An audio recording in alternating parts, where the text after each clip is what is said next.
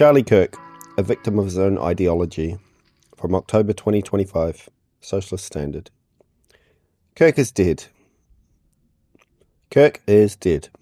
The CEO of the Christo-fascist Turning Point USA, the man who built his career attacking queer people, striking workers, students, bled out on stage in Utah after being shot in the neck. His death was streamed live, his last words delivered in response to a question about whether trans people should be allowed to own firearms. In a final moment of irony, the man who weaponized speech was silenced by a bullet. His followers scrambled to crown him a martyr to free speech. But what they mourn is not free speech. What they mourn is the collapse of their own manufactured spectacle. Turning Point USA campaigns have never been about dialogue. They've always been about stalking, smearing, and silencing.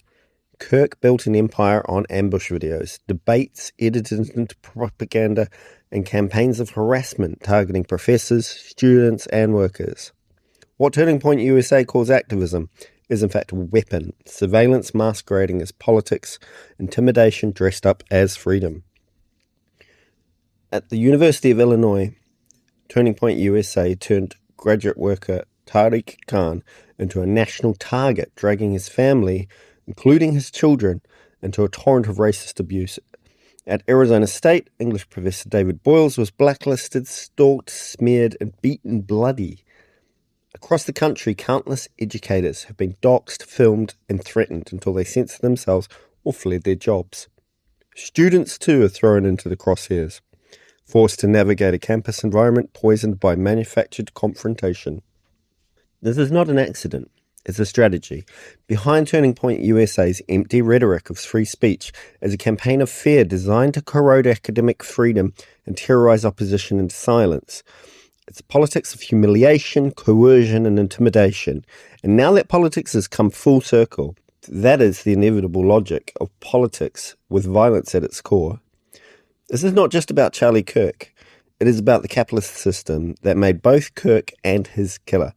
A world where capitalism enforces its order through alienation and hierarchy. A world shocked by bloodshed, even as it marinates every single social relationship in class violence.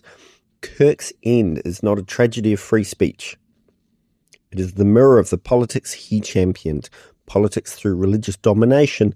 Politics enforced by fear. Politics that ends in blood. You have been listening to World Socialist Radio, produced by the Socialist Party of Great Britain. If you would like to find out more, you can visit our website, spgb.net.